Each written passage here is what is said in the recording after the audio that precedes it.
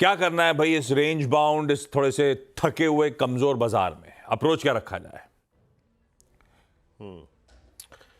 Good morning आशीष। देखिए, loads बहुत सारे थे अब तक। कल एक चीज़ बहुत गंभीर हुई, बहुत नेगेटिव हुई, और आज उसका इम्पैक्ट बहुत पड़ेगा। मतलब यहाँ से हमारी रिवर्सल की कहानी में और यहाँ से हमारे ब्रेकडाउन की कहानी में एक इंडेक्स बहुत अहम भूमिका निभाएगा, वो है निफ्टी आईटी। आशीष, मैं यहाँ से शुरुआत करूँगा आज एट 41562। निफ्टी आईटी का कल क्लोज आया at 50 day exponential moving average. At 50 डेमा को निफ्टी आईटी ने रीटच किया है 14 जून 2024 के बाद पहली बार, बड़े एक अंतराल के बाद। ये कल का ब्रेकडाउन यानी 41,400 के नीचे निफ्टी आईटी फर्दर वीकनेस को स्पॉन्सर कर सकता है, और अगर होल्ड कर गया तो पुल बैक भी अच्छा देगा। मैं इस सेशन को कैसे अप्रोच करूंगा? कन्विक्शन 25,050 और 25,000 के ऊपर ही आएगा टिल द टाइम हम इस ट्रैजेक्टरी के नीचे हैं। बाजार कोलैप्स भी करेगा, और नीचे क्या क्रिटिकल है उसकी बात करते हैं। कल भी यही बात थी, 755 691 सपोर्ट देगा, और 25,050 25,000 स्ट्रॉन्ग सप्लाई होगा। एफआईएस की सेलिंग है, बट थोड़ी सी अगर आप हिस्टोरिकल बीते एक महीने के एवरेज सेलिंग फिगर से मैच करें तो काफ़ी कम है। 2200 करोड़ रुपए की, 3200 करोड़ रुपए की डीआईएस की बाय है। बट ये जो अर्निंग्स के आधार पर सेलिंग आ रही है ना आशीष, जिसमें माइट भी अगर आप देखें एचएनआईज और रिटेल भी हैं, वो बाजार के स्ट्रक्चर को बिगाड़ रही है।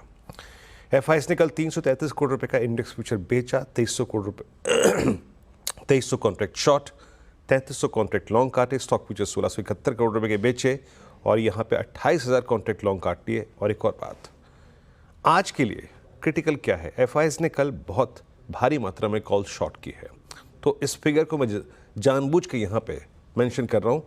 कल 2,22,000 कॉल शॉर्ट है, और उसके अगेंस्ट पुट शॉर्ट ना के बराबर, उसका 10% भी नहीं है।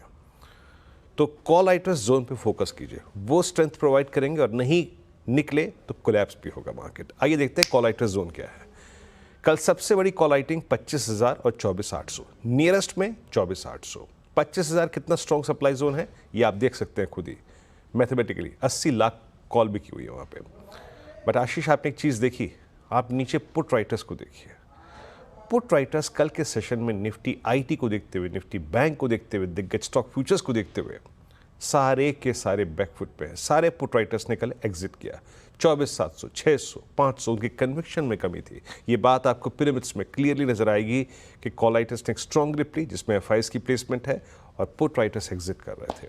तो सेटअप निफ्टी का किसी भी सूरत हाल में अच्छा नहीं है। बट मैं वकालत करूंगा स्क्रीन को ट्रेड करने की, कैसे करना है आइए देखते हैं। आपकी स्क्रीन पे लेके आइए RS1।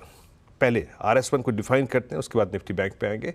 RS1 की ट्रैजेक्टरी क्या है? 24,861 919। जब तक पार नहीं हो रहा है कोलैप्स होगा, निफ्टी कोलैप्स होगा। अगर ये निकलता है 919, देखिए कल बड़ा गैप अप हो गया था, दिक्कत ये थी 919 कटता है तो ऊपर की तरफ मिलेगा करीब 24,987 और 25,021।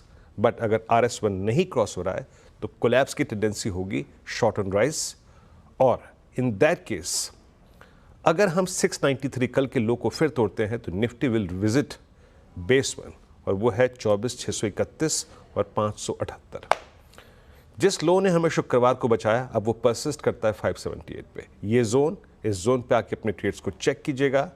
ये पुल बैक जनरेट कर सकते हैं, बट एक वार्निंग दे रहा हूं, इन एनी केस अगर 578 इस बार वायलेट होता है आशीष, तो निफ्टी बहुत स्ट्रॉन्ग चांसेस है कि विजिट करेगा 521, और मोर स्पेशली 481।